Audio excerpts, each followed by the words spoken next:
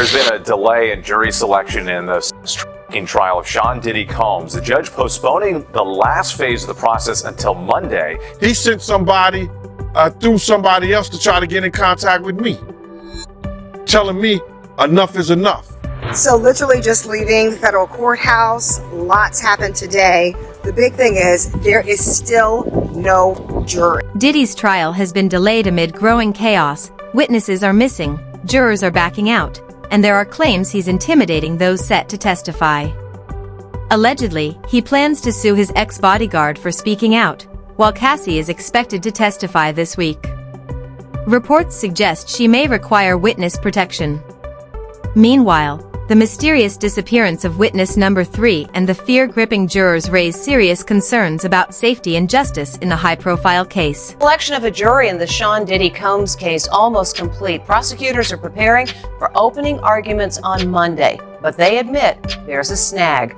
One of their key witnesses against the rapper appears to have gone missing.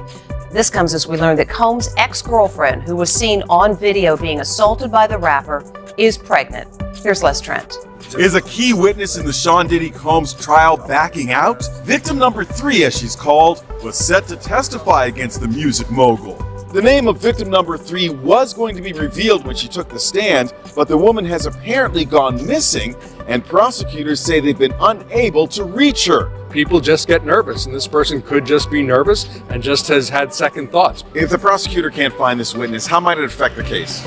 Look, I don't think it's going to have a tremendous effect. The prosecution is going to call a number of alleged victims. So look, this is just one less. Someone else is also getting cold feet. A juror sent an email to the judge asking to be removed from the panel for issues of personal well-being. Prosecutors just revealed that victim 3 is missing, with reports suggesting Diddy may be linked to the alleged disappearance. Known for targeting those who speak out, Diddy has a history of intimidation. It's also been reported that he attempted to contact and pressure witnesses while behind bars, raising serious concerns.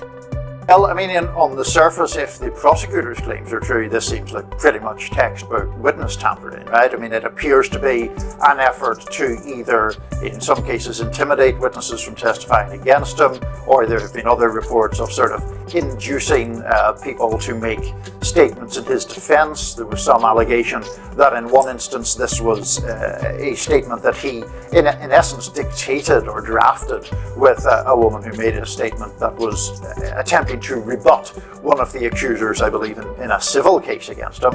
I mean, witness tampering is bad. The things that Sean Combs is accused of are terrible. He pleads his innocence. The justice system will presumably work its way through. It is likely that there is some underlying truth to at least some of the allegations. There might be a lot of underlying truth to a lot of the allegations. There's probably some bandwagoning going on. We spoke to an attorney who's for one of the alleged victims of Diddy a few weeks ago. I believe Amber Nomiki and I did, and they said they had calls, they had information, they had people, hundreds of them, come forward. They're not going to represent all of them. They're, which ones have evidence that can be compelling. What are the best cases to bring that? I also saw a story in the New York Post. This is from a week ago, about Diddy stuff that I wanted to read the headline of. Woman claims she saw minors dressed as Harajuku Barbies at Sean Diddy Combs' freak-off parties, what he was describing there to Conan so many years ago. Said these were sex-fueled parties with what she initially thought were little people dressed as Japanese Barbies. And she said, this is her talking to TMZ, are those midgets?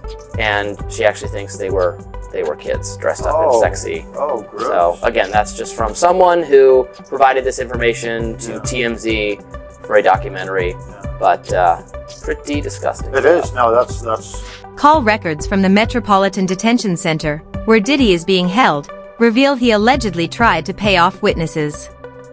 In one case, he reportedly called a victim over 200 times in an effort to intimidate and silence them. Diddy would often call family members and ask them to add a victim or witness to the call, making it harder to trace who he was speaking to. Additionally, Diddy's ex-bodyguard, Gene Deal, received a direct message from Diddy telling him to stop talking about him and warning that enough is enough. And you right about Diddy's phone being tapped, because news came out that his former bandmate from Dirty Money, she called the other group member Don 58 times trying to get her to stop the lawsuit against Diddy. She ain't the only one he was trying to get in contact with. You understand? He sent somebody through somebody else to try to get in contact with me, telling me enough is enough. Oh, okay.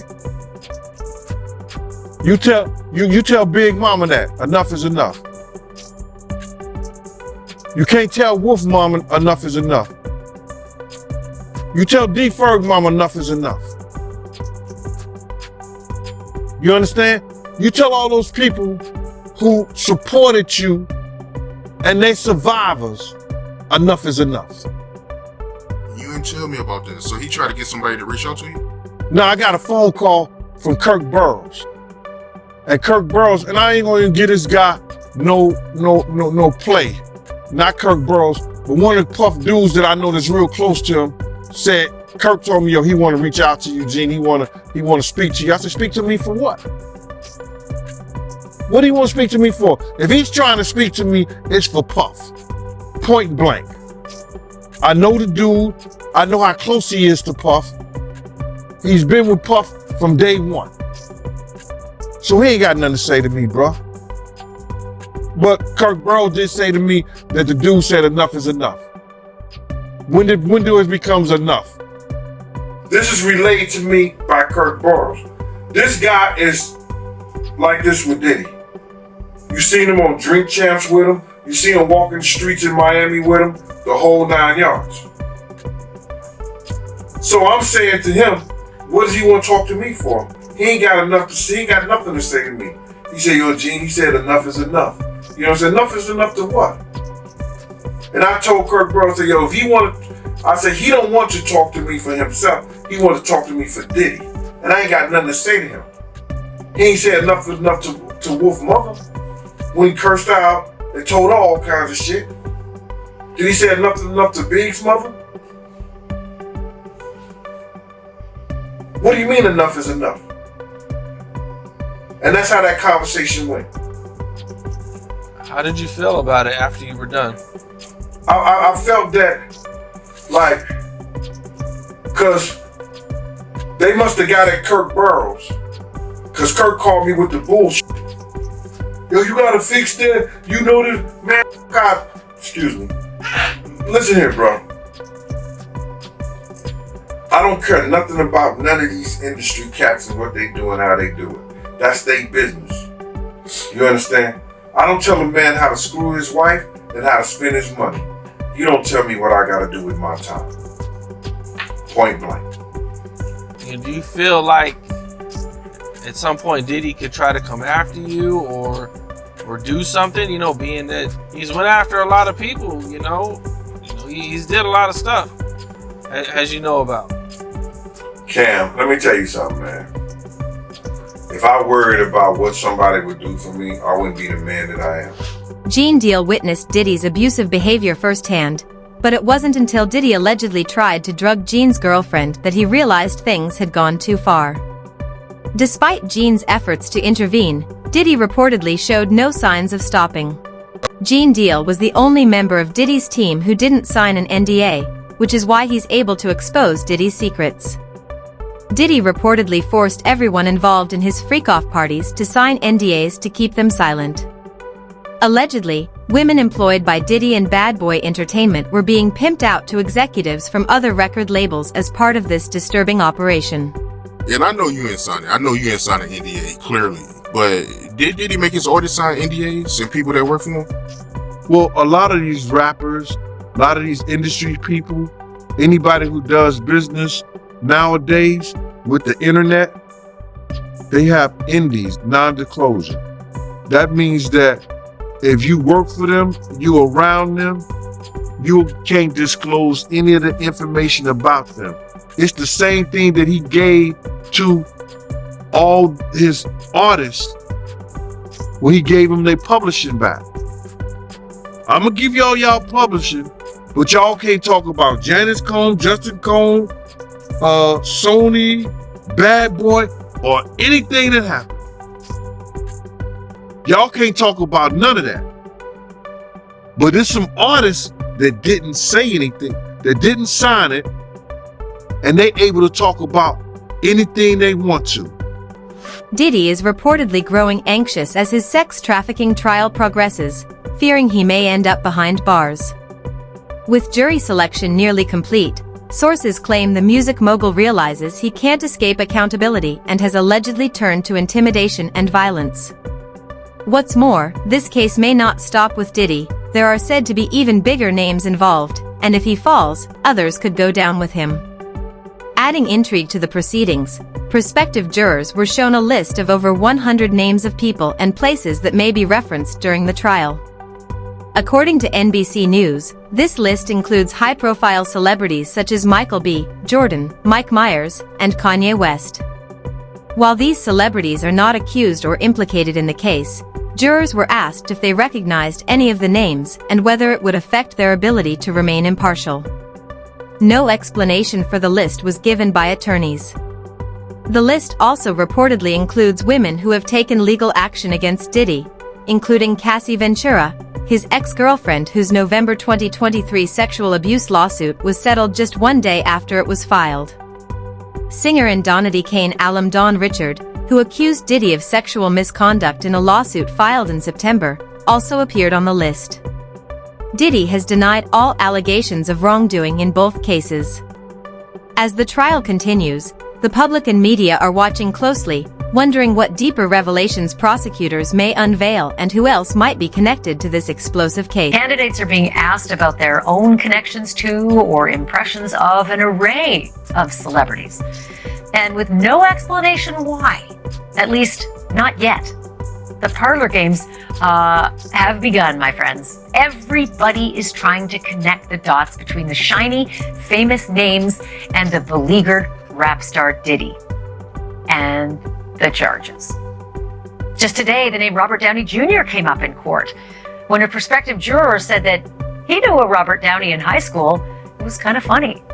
But Robert Downey, the actor, and Diddy apparently do know each other and have been seen together in public. But Robert Downey Jr. reportedly never attended Diddy's parties. So if he does figure into this trial somehow, it's going to be a lot of news to a lot of us. Mike Myers, another favorite Canadian, favorite actor, favorite comedian. He is on the jury question list as well. And that too is a tongue-wagging mystery. While some of Diddy's celebrity friends are being name-dropped in court, others have quietly stepped out of the spotlight, anticipating the fallout. Sources claim Diddy was offered a plea deal in exchange for cooperating and exposing others involved in his alleged crimes. This has reportedly caused panic among those connected to him. Notably, Bishop T.D. Jakes recently stepped down as lead pastor of the Potter's House megachurch just days after reports surfaced that Diddy was given a deal to potentially implicate his former associates. Big breaking news tonight. For the first time in the history of New York City, a sitting mayor has been indicted for crimes. ABC News reporting that Mayor Eric Adams has been indicted by a federal grand jury. We do not know yet the exact charges. Federal authorities have been investigating Adams and members of his staff, issuing subpoenas for documents and cell phones. Several members of administration have resigned, some of them also friends of Mayor Adams. Again, Eric Adams, the 110th mayor of New York, has been indicted by a federal grand jury. We'll have the latest online and tonight on Eyewitness News at 11. This was a shock to many in the religious community. Bishop T.D. Jakes has been a spiritual advisor to presidents and a religious voice to thousands. Now he says it's time to pass the baton to a new generation. This is a beautiful moment for me. From the pulpit Sunday, Bishop T.D. Jakes announced that he was stepping down from leadership at the Potter's House, the Dallas megachurch he founded in 1996 and has led ever since. I cannot afford, especially after November, to risk something happening to me and you be sheep without a shepherd. This is video from the service Jakes is referencing in November. It wasn't until months after his medical incident that he confirmed to the public he had a heart attack. Now, 5 months later, he told his congregation he had been preparing his daughter, Pastor Sarah Jakes Roberts, and his son-in-law, Pastor Torrey Roberts, to take the lead. With witnesses no longer safe, jury selection has been halted and Diddy's trial postponed. It's now evident that federal protection is urgently needed to prevent Diddy's associates from threatening or harming those set to testify against him.